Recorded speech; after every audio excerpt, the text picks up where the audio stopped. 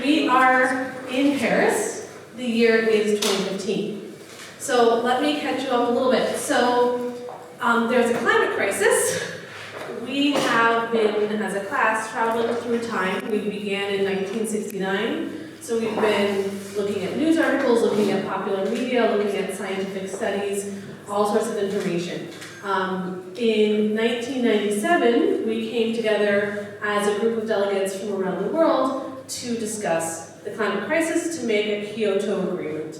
So in our Kyoto Agreement, we had some strong provisions about reforestation, about solar power and wind power, and limiting fossil fuel use. Unfortunately, it was so strong that China did not sign on, and the United States did not sign on either, making our Kyoto Agreement not incredibly effective.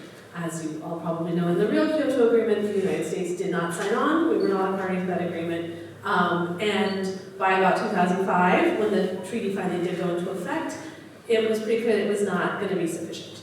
So in 2015, delegates from around the world came together to create a Paris Agreement, which is hopefully going to keep us below 1.5 degrees Celsius. Right? That's the goal for survival of the planet.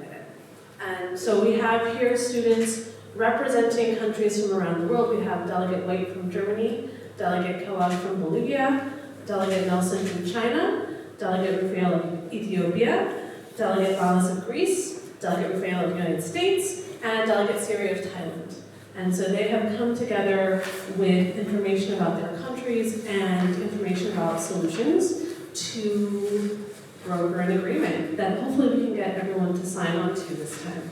So I'm going to be recording proposals and amendments as we go, and they are going to begin by introducing their climate, their people, their economies, and how climate is affecting each of these different regions.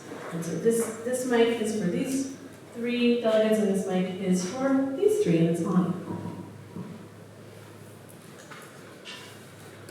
Delegate White.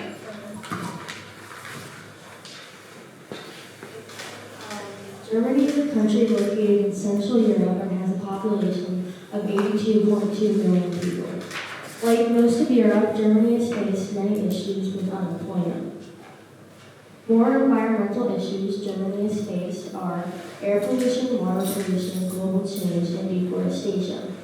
Although Germany has been harmfully impacted by these issues, Germany has always been a country known for being an environmental leader and is ranked as the 8th most environmentally friendly country according to the Sustainability magazine. Bolivia is a densely jungled country in South America, home to countless species of plants and animals. With a total average income of $3,360 per person yearly, Bolivia is incredibly poor, which increases the effects of climate change because of their limited ability to adapt to the effects of natural disasters and other climate change-related issues. Bolivia needs help from richer countries to stand against climate change. Bolivian jungles are home to some 2,194 known species of amphibian, bird, mammal, and reptile, according to figures from the World Conservation Monitoring Center. Without support from richer countries, Bolivian plants and wildlife are likely to face extinction, and the people of Bolivia are in danger of lack of clean water, food, increased natural disasters, and more. China has 6 statistical regions, 5 economic regions, 5 military regions, and 6 regions, which are listed as the following: Northeast China, North China, Central China, East China, Western China, and South China. The population is 1.39 billion, the largest out of any other country, and the income per capita is $12,600. There are more than 300 languages spoken in China. The main languages spoken are Mandarin Chinese, Cantonese, Gan, Min, Hakka, Wu, and Zheng. China has many climates.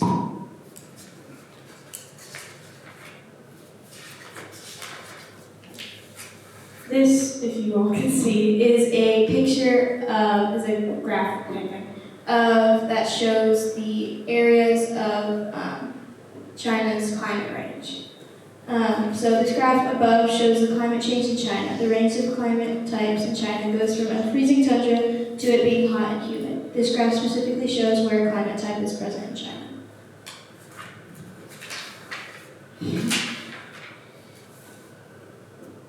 China is experiencing many environmental issues, including air pollution, water shortages, water pollution, soil erosion, and desertification. All of these issues are partly and almost entirely caused by climate change. How? Climate change is impacting and causing desertification by droughts and heavy rains. Is impacting the pollution of the air by, quote, heating and stagnant air, which increase the risk of unhelpful ozone levels. As temperatures rise, a result of climate change, precipitation patterns and the entire water cycle is disrupted. Ethiopia is a developing, ecologically diverse African country located in the right horn of the continent. Despite its economy struggling and the vast majority of the population being under the poverty line, it is considered one of the fastest growing economies in the world at this time. It shares several borders with different countries like Eritrea, Djibouti, Somalia, Kenya, Sudan, and South Sudan. It has a total area of 4,200,000 square miles. It is the second most populous country in Africa with 113.5 million residents, and it is the most populated landlocked country on Earth. Several climate models have shown that Ethiopia has seen a warming of 0.7 Celsius and 2.3 in the 2020s, and will see a warming between 1.4 and 2.9 by the 2050s. The country's population is over 87 million and is growing rapidly by 2.6%. They are expected to double by 2015 and so on. They are extremely vulnerable to climate change because of this. One of the many dangers that climate change puts on Ethiopia is the death of its livestock. The country relies on livestock as one of the several ways of currency, selling and buying it frequently. If this crisis continues, the livestock will most likely be killed, and the country's economy and the country itself will most likely suffer greatly because of it. The impact may also freeze economic progress and reverse recent developments. This is incredibly troubling considering how poverty has already negatively affected the country. Along with that, natural drought cycles, environmental degradation, and other problems also arise because of rapid changes in climate. Hi, my name is Delegate Georgie Ballas from Greece. Since the Kyoto Treaty, Greece has been classified as a developing country. We are a peninsula in the Mediterranean, which means we have seafood as a significant industry. We have a warm and humid climate with lots of mines and grasslands. Our largest industries are agriculture and mining. We grow corn, olives, wheat, and peaches as our main crops, all warm weather foods. Today, flash floods, rising temperatures, and sea level rise are Greece's main threats from climate change. Hi, I'm Delegate Rufai of the United States. Our economic situation is the average annual income is 58.4K, and 2.2% of people are living below $5.50 a day, and 1.2% of people are living below $1.90 a day. We have 9.83 million square kilometers of surface area, including 3.1 million square kilometers of forest area. The current population of the USA is 325 million people. Right now, our big problems are the global temperature rise, the sea level rise, and forest fires. The sea level is around 7 centimeters taller than the average sea level in 1993, and the global temperature is about 1 Celsius over the 20th century average, which is 13.9 Celsius, which could cause many illnesses and heat-related illnesses.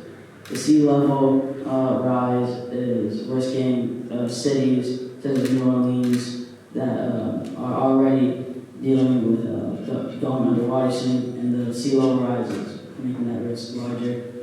Forest fires, there were 61,992 wildfires burning 10,125,149 acres. I'm Delegate Suri representing Thailand. Thailand is a developing country in Southeast Asia, has a population of 71 million people, and the average life expectancy is 78.5 years. It is a tropical country, and each year is generally split up into 3 seasons: rainy season, winter, and summer. The geography ranges from mountains in the northern part of the country to beaches and islands in the southern end.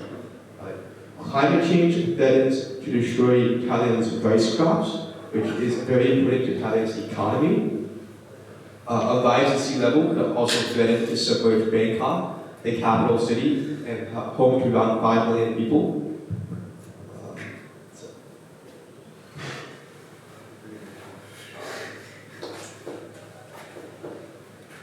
So the stakes are high. What should we do about it? Who has a proposal? Delegate Laws? I have a proposal on blue foods. Let me just find it. Okay. My proposal is I want to introduce sustainable fishing and farming of blue foods, not only to Greece, but to the entire world. Fish is a sustainable form of protein that is easily farmed and takes little emissions compared to beef and pork farming. Kelp is high in protein and can be a staple in people's diets. There is a study done where they fed cows seaweed and their farts had much less methane, which is harmful to the environment, not to save the planet. As opposed to lobsters, which are environmentally sustainable, salmon, mussels, and seaweed are perfect. In America, seaweed is easily farmed in your northern climate.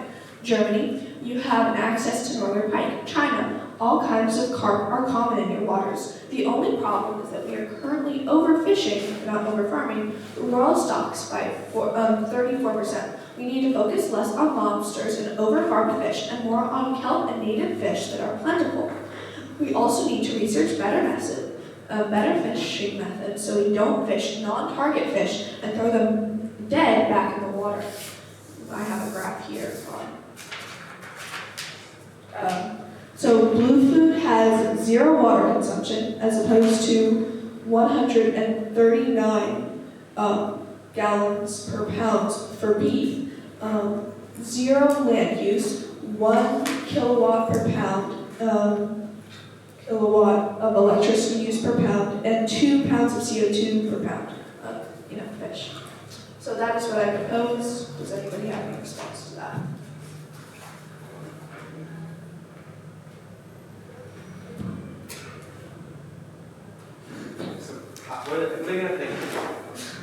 What are the details of how this ban would work? Like, would there be like ban limits on like fishing for other species that are native? I would like to introduce funding for companies that are specifically want to research more ways to fish more sustainably, and B, more ways to introduce kelp farming, which can be a staple in people's diets. I would also like it to be introduced to every country has like a specific like diet like restriction thing, like you can eat the rainbow. I like fishing and kelp also to be introduced as a main part of the protein that people are supposed to be eating instead of less sustainable foods such as beef and pork.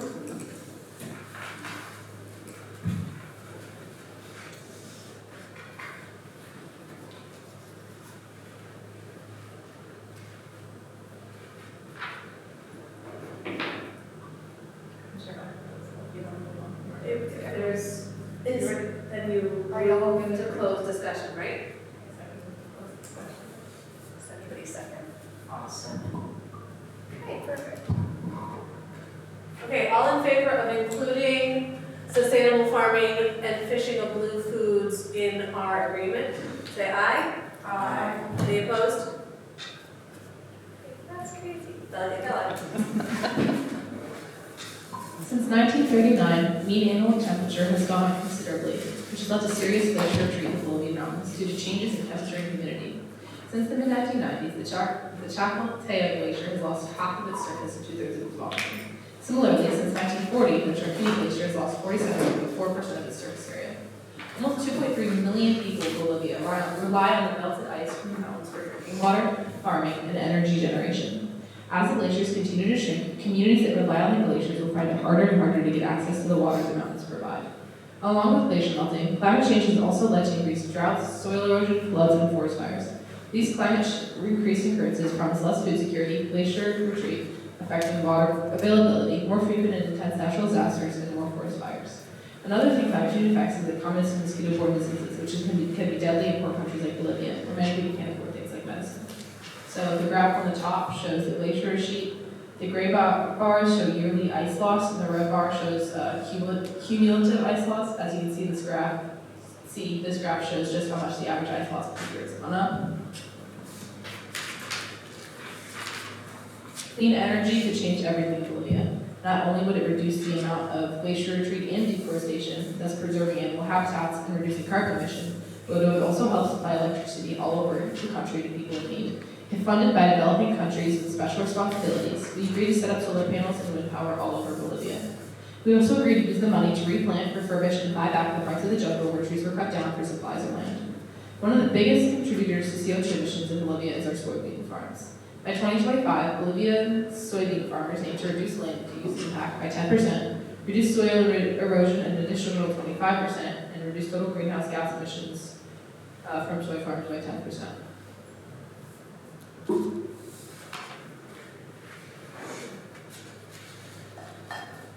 As I'm writing these proposals, I heard two specific proposals for the global community. Does anyone want to add in or clarify?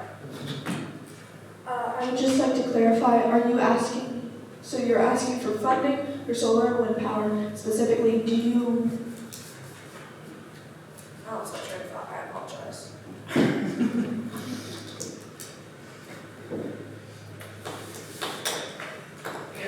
You do want clarification? Yeah, I just want funds. I want funds from industrial countries to put towards solar and wind power to drop CO2 emissions, which could then obviously help the environment. And also, we can also put it towards reforesting our jungles, which are being cut down like a lot right now, causing animals to lose their habitat. So we just need funding for stuff from richer countries because of how poor Bolivia is. I also have another question. Are you also recommending that other countries use solar and wind power, or are you just saying this specifically for Bolivia that you need funding? Not just specifically for Bolivia, for a lot of economically challenged countries, I'd like for the richer countries to help fund solar and wind power for them. So not only give electricity to people who don't have it, but also lower the amount of fossil fuels being used. Yeah. Would it just be developed countries that would provide funding? Not just developed, I guess, depending on how rich the developing country is. So mostly just like, if you have the funds to help other countries, then use them. So who would choose who has the funds? Definitely China and the US could help a lot. China's not a developed country. I know, I said developed and development. Oh, sorry, my bad. But Greece is also, at this rate, going to have an economic crash by 2008. So I do not believe we have 2000. We already had an economic crash. Sorry, I confused that. Yeah, we already had an economic crash, so I'm afraid that we're not going to be able to provide funding at this point because we have to keep our own country afloat. It's okay. China, the US.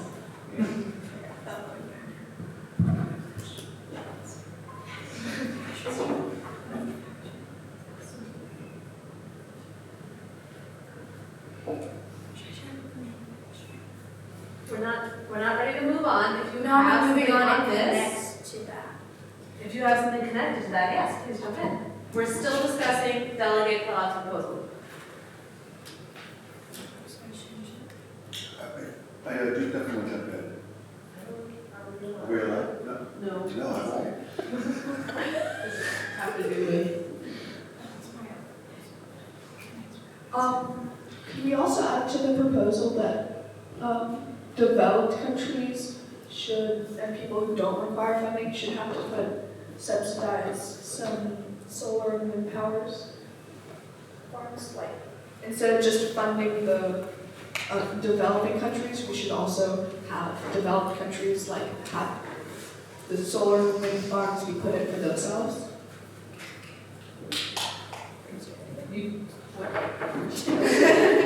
Instead of just giving funding, also developed countries have to be like, oh yeah, I'm doing this for myself. I'm also. Oh, yeah. Are there any other countries that agree to, like richer countries agree to fund some of the other countries with solar and wind power? Other than, or actually, did the US and China? I know people from both of those countries are here today. Do you agree to? Yes, I agree. What about Germany? What about Germany? Yeah, I think we would do funds. Would you yourself put solar panels and wind power up in your country? Would you use your own funds?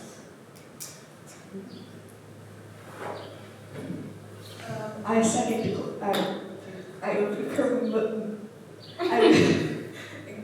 I move to close the motion. Is there a second? Yes. Second that. Okay, all in favor of including this on funding solar and wind power in developing nations, also developed nations, funding from a mix of any nation that can afford it, say aye. Aye. Any opposed? One opposed. The motion still passes. Can we move on to funding for reforestation in developing nations? Is there any discussion on that? Funding for reforestation in developing nations. It seems like there's discussion. Can we not go back to the other one and ask Thailand why they decided not to? You move to reopen discussion? Can I? Okay, I move to reopen discussion. Does anyone second? I second. Okay, Thailand, why? Your post just says that we should give all developing nations, plus others. What are the others? This is just like a lot of funding from a lot of countries that would just go to a lot of other countries. That I think it's like specific. We need to like get it more specifics. I don't have specifics right now of countries other than Bolivia. Thailand, would you like to be a part of this? That you get the funding? Yes, I would like to receive funding. Okay, so we have Bolivia, we have Thailand, some of other countries that are currently both economically and climatically challenged right now. Does anybody know? Like, I'm pretty sure that I know there are more in South America. I just don't know. I think Brazil, I believe. I'm not volunteering. Shelby, you send this to committee? Send this to committee. That's great. They're paid different, yeah. Yeah. While we're discussing Delegate Rafael of Ethiopia, do you have any thoughts on solar and wind infrastructure for your country or for similar countries?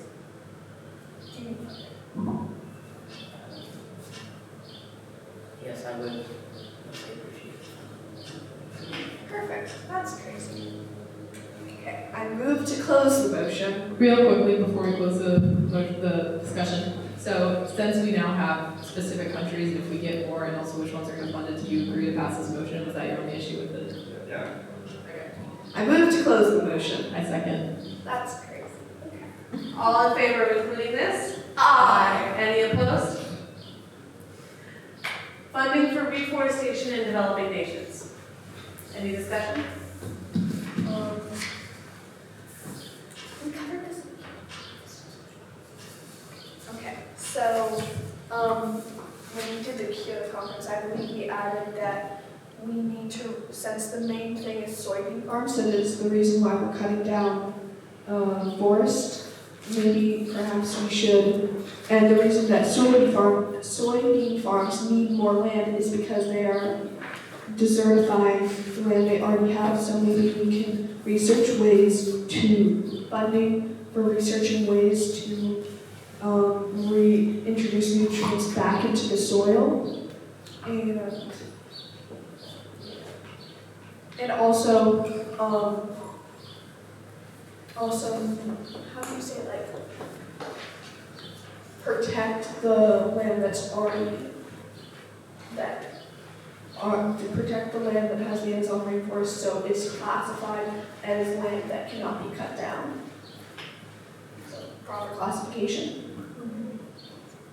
So I know that a lot of the land that should be you said like protected for only jungle use, so is being used for soybean farms right now. And I am trying to find a way that we can cut down on our soybean farms. They're like a big part of like our economy, and also like a lot of workers use it for jobs. They're exported. They're also used to feed livestock, and we need the livestock. So I'm not really sure what we can do, but we are aiming to cut down on our land impact by 10%, reduce our soil erosion an additional 25%, and reduce farmers aim to reduce land use impact by 10%. That's And total greenhouse gas emissions from soil farms reduced by 10% is what our goal was. That's why I'm saying that we should figure out a way to regenerate the soil so farmers can keep their original farms instead of having to cut down trees and create new ones. You have a recommendation?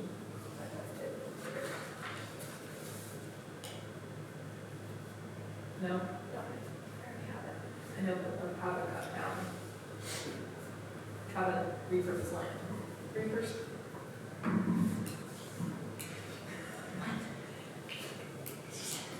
Because you said soybean farms like certify stuff. Yeah, so funding for researching regenerative, like, researching. yeah. Would any countries like to fund that? Sure. I'll Foreign policy.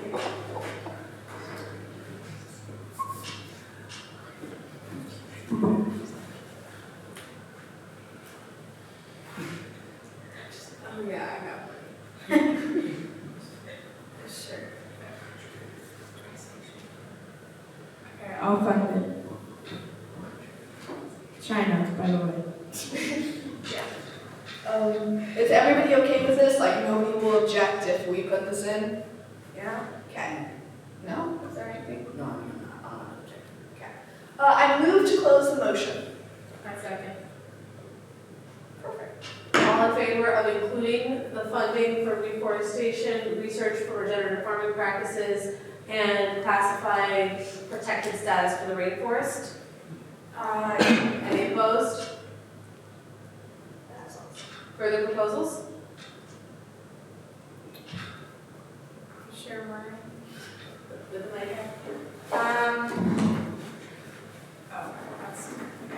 There are many ways to prevent climate change, but we as a global community must work together to fight it. One solution is using solar energy.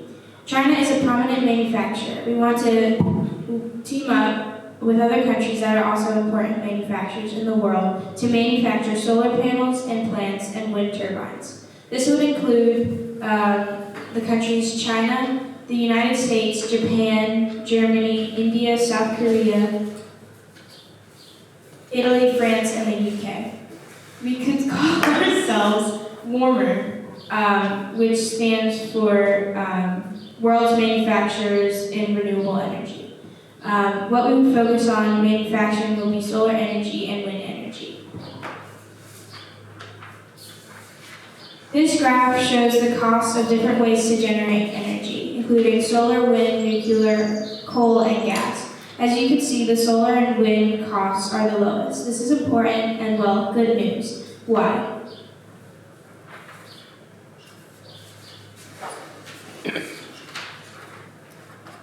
Because of this graph. This graph compares the amount of newly installed solar panels and newly retired solar panels. The amount of retired solar panels is rising, which means the amount of solar panels that are still usable, the newly installed solar panels, is decreasing. The price of solar panels being low is good because Warmer doesn't need to spend the maximum amount of money for energy.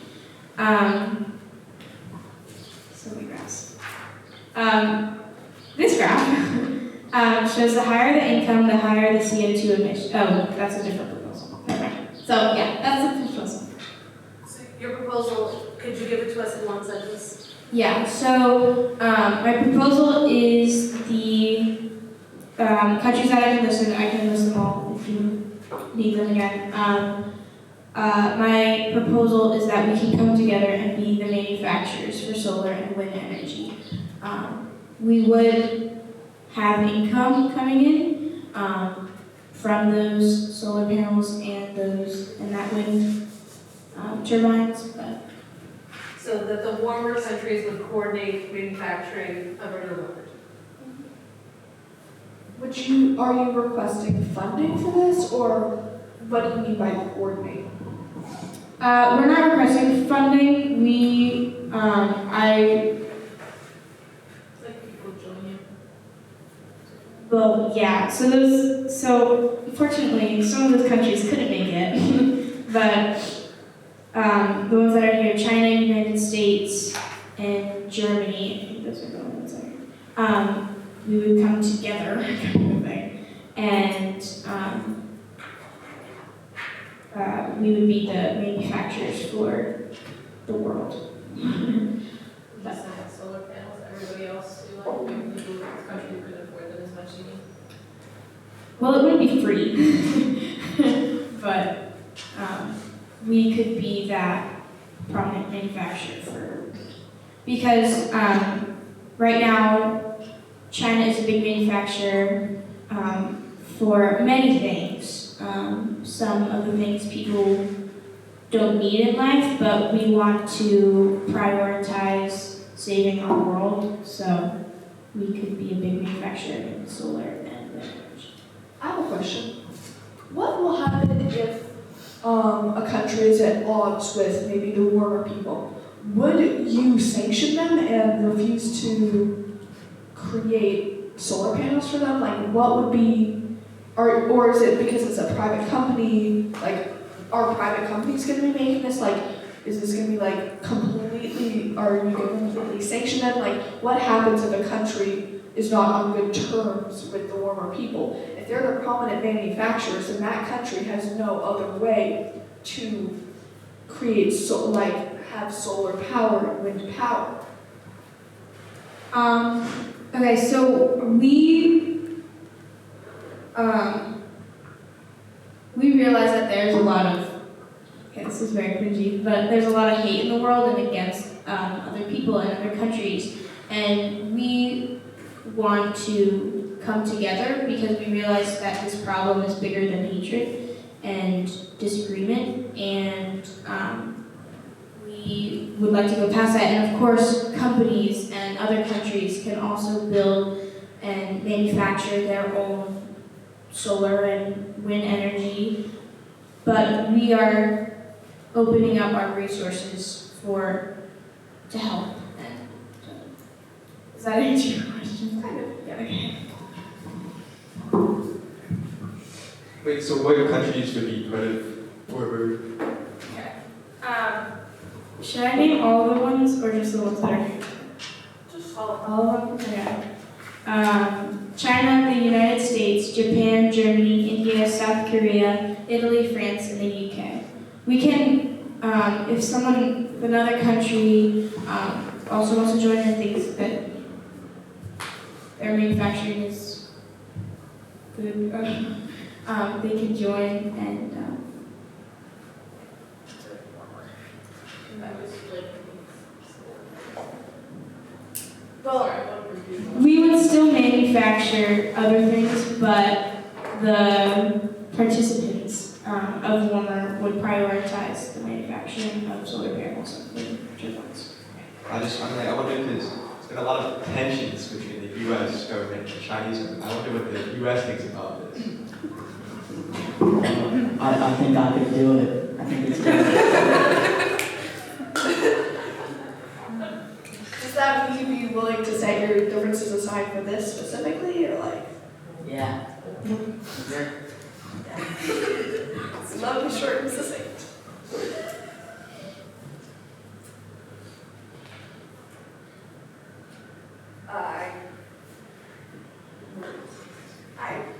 close this motion. I have anything to add. Germany, I named you, so would you like to? What are your thoughts? I think we can be a part of it, yes. Move to close. I second, or third. All in favor of including the coordination, prioritization of manufacturing renewable energy through the warmer countries? Say aye. Aye. Any opposed? Do we have further proposals?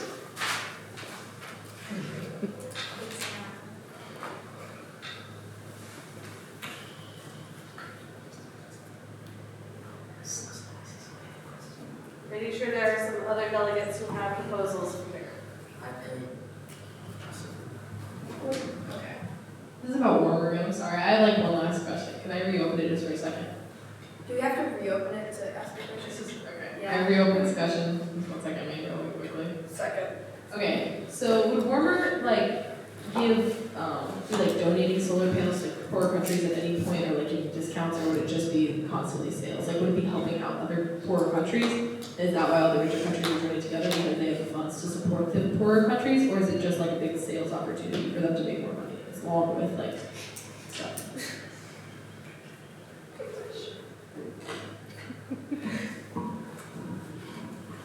So, Because that's a lot of power for all these big countries to hold. I feel like I don't want them to be able to just not give solar panels to the poorer countries just because they're normal. Warner could, I didn't think about that. Okay. Warmer could, should I say? We could, for example, taxes or sales tax, or taxes, they depend on the income. We could,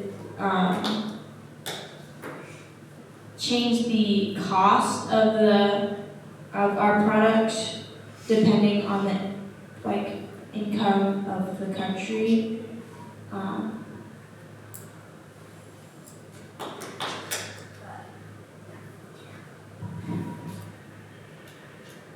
Alright, okay. Does that sound good? Yeah.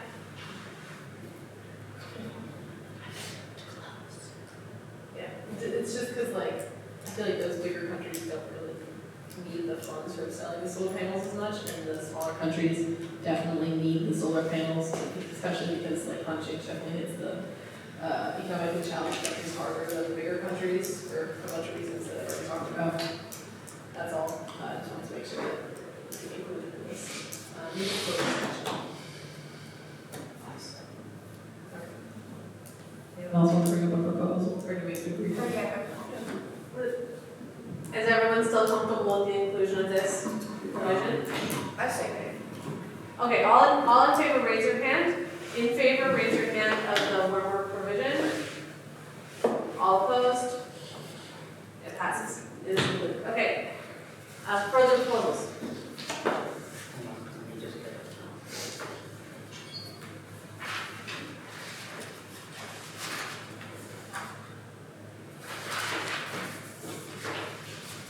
So, Can you pull it? So I had this idea of expanding the community efforts by providing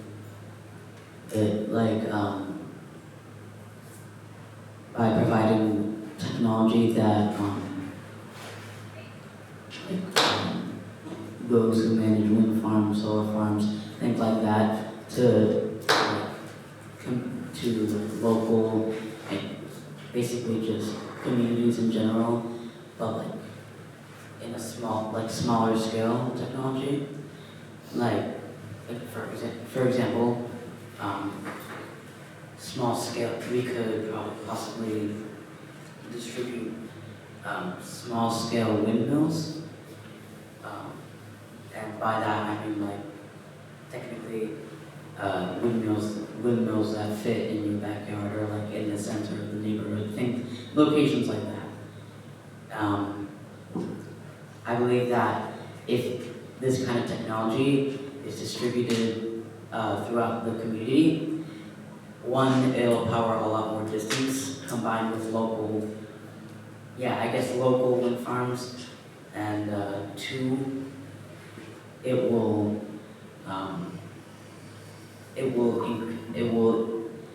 drastically increase the impact of community efforts by a lot. And so another thing we could do is also distribute, instead of just like, not singular, but like small packages of solar panels, we could possibly distribute small solar panel farms, because I think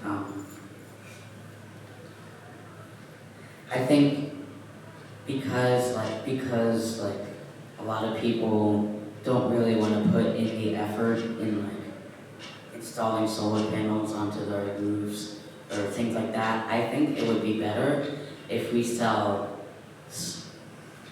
I guess, entire solar farms, but like smaller, so that it doesn't like take over it, so that the size doesn't overwhelm the location that it's in, so that again, one, it'll power a lot more distance, and also it will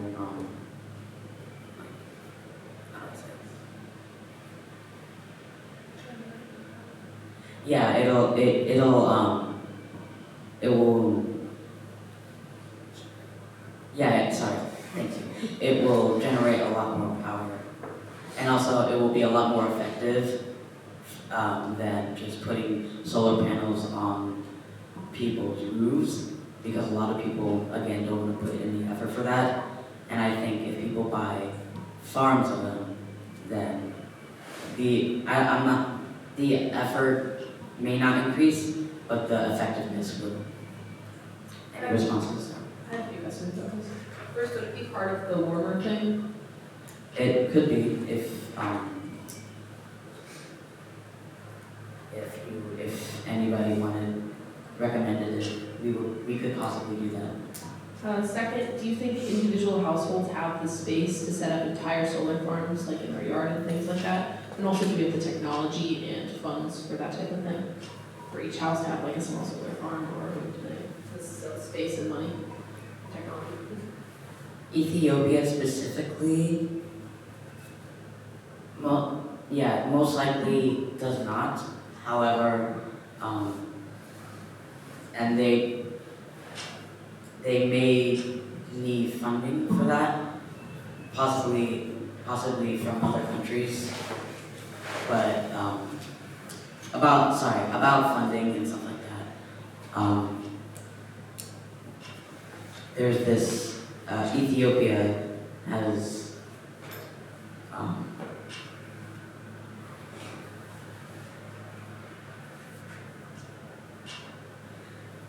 they've signed a landmark agreement with the World Bank and their biocarbon fund initiative, and it rewards the country mostly with currency. It rewards community efforts with currency to reduce harmful carbon dioxide emissions, mostly by stopping high amounts of deforestation and land degradation caused by climate change put in by the community with, again, currency. And we could possibly do that and have other countries along with the Clean Air Coalition could possibly donate money and things like that to Ethiopia. And then about the technology, right now Ethiopia isn't technically in the best state for technology. The most that we've done right now, or at least what we've heard, is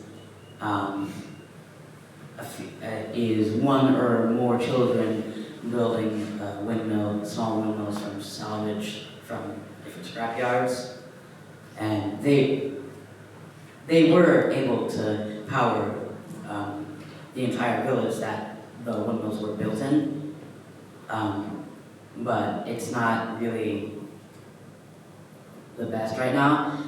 We were thinking that along with the warmer thing that you all were talking about, we could manufacture and also donate resources, technology, and other things like that to Ethiopia in order to assist in doing that, as well as assisting in doing in distributing small-scale wind and solar power to other countries if that's what you wanted to do.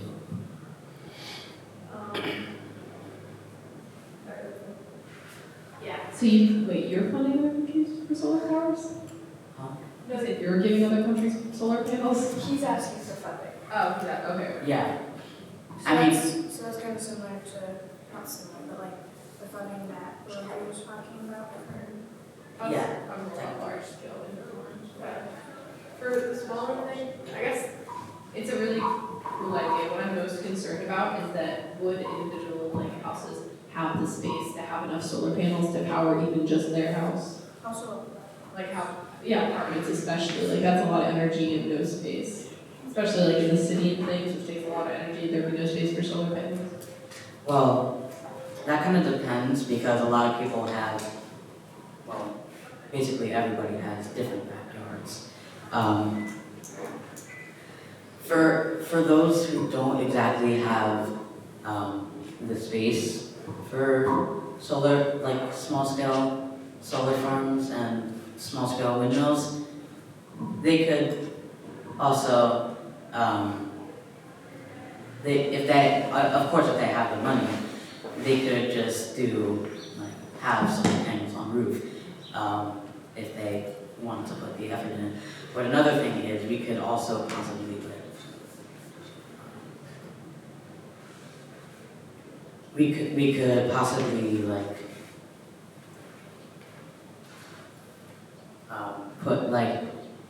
make some sort of program, or I guess just put in an effort to possibly dig more neighborhoods or things like that with more space for backyards, so that that problem doesn't happen frequently.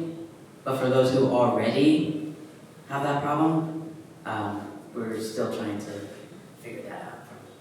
And also for apartments, we could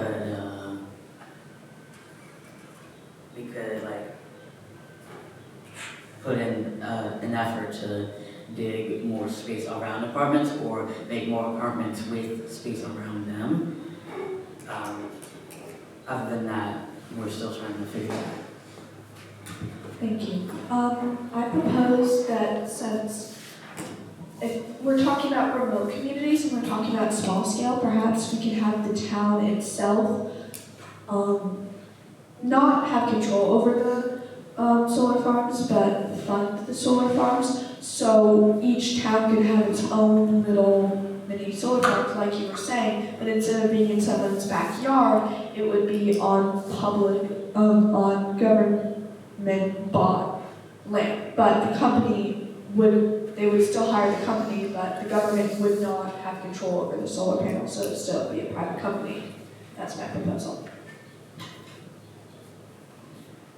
And I want to invite Delegate Siri into this conversation because I know he had a proposal about urban planning, and we seem to be delving into that, and we can continue. So my proposal was to create more walkable cities and communities, as well as using public transportation. This graph here shows that there's a correlation between walkable communities and cities, as well as general satisfaction and happiness. And this graph shows that Eurostar, a popular European train system, creates only 6 grams or 6. Well, it creates very little CO2 emissions, especially compared to cars. So my proposal would use get funding to create a system similar to Eurostar in other countries, especially like developing countries like Thailand and Ethiopia. So is this proposal as a whole less about solar panels for small remote communities? I think this is turning into more urban planning and how we can create less CO2 emissions and more solar panels for small communities as a whole, or just like train stations between them. Also, how is Eurostar powered?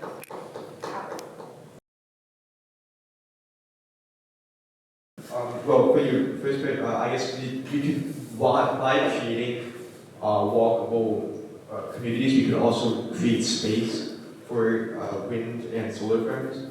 And for how Eurostar is powered, I'm going to conclude yes, I'm not sure, but I would assume it's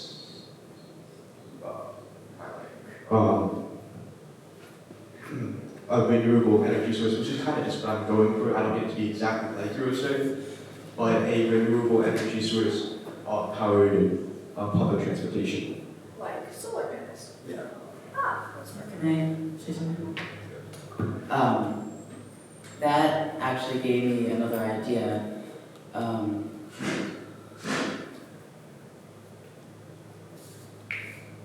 We could possibly we could also possibly install solar panels on vehicles, and that may sound unrealistic, but I think that I think that overall this whole thing, this proposal is to just not only in backyards or just neighborhoods, but pretty much everywhere. Yeah, pretty much everywhere, because I feel like right now wind and solar power by itself right now isn't really. I feel that it needs to be more effective, and I feel like if we put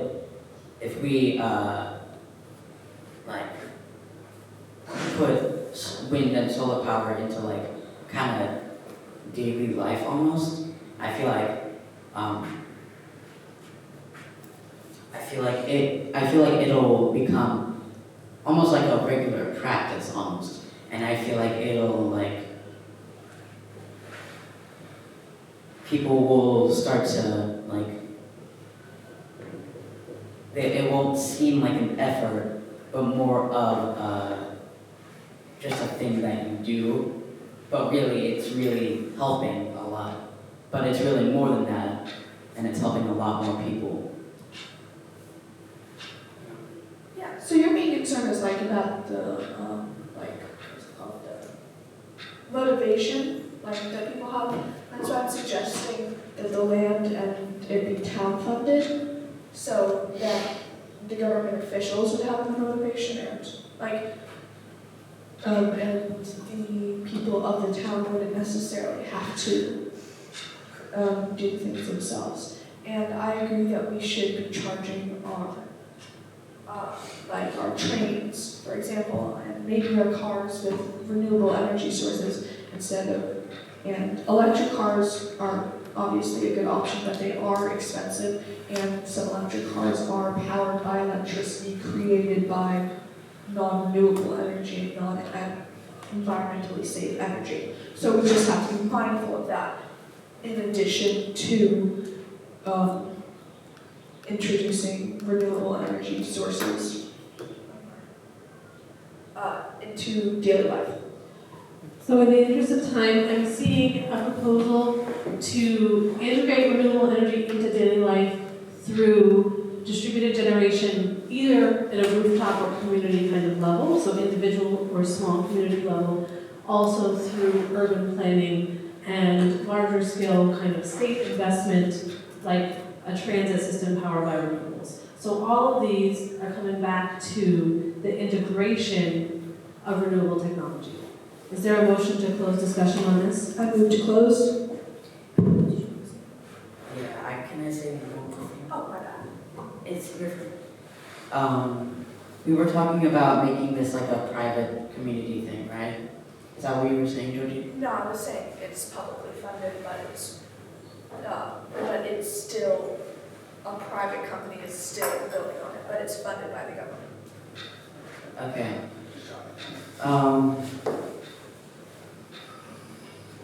I have just one little concern with that. I feel like,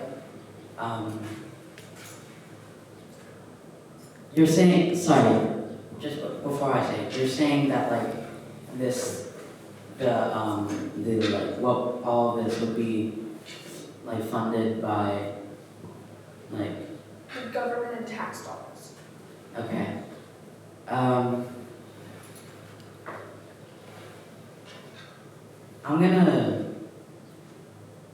I'm actually gonna close discussion because I thought I had a concern. But I think we're good. I might just explain it wrong. Yeah. I forward to close discussion. I second. All in favor of including these kind of 3 points as a proposal, say aye. Aye. Any opposed? Okay. Having heard from the delegate from the United States that his proposal is already up here, that is about renewable energy, we are coming to the close of our time. So take a look at this Paris Agreement that we've created and decide whether that's something that your country can get behind. While the delegates are considering, what will happen next is we will vote on whether or not to ratify the Paris Agreement on a country-by-country level, and then we will have space for questions from our observers.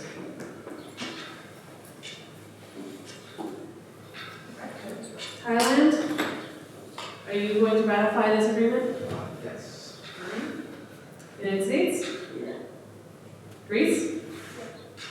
Ethiopia? China? Bolivia? Yeah. Germany? Wonderful. All parties have signed up. And as we know, with the real Paris Agreement, we did have wide participation. All of the nations represented here are also parties to the 2015 Paris Agreement, which we are working right now to meet and enact as a globe. So, does anybody have any questions for our presenters, our delegates? Okay, how in the Netherlands they implemented sustainable farming, wanting to reduce farmland by 20%. Yes, the top bullet point. And then the farmers themselves and the population got upset with the fact that their food prices are going up, so they voted that party out. So Holland's in a place where they're not able to implement. Does the international community believe they have the right to impose sanctions or to, how would you believe now to act with an individual country who did agree and then decided to change their mind? So that's really the question. We're not saying that we're going to take farming away from, we're not taking farmland away from farmers. We're saying that we are going to research a way to de-desertify farmland that has already been bought and is now basically infertile, like you can't grow stuff there. We're researching ways to make it more sustainable so farmers won't have to take new land so they can keep their own land, and so the farmers won't lose their land. They'll just they can stop buying new land so their old land's good. Any other questions?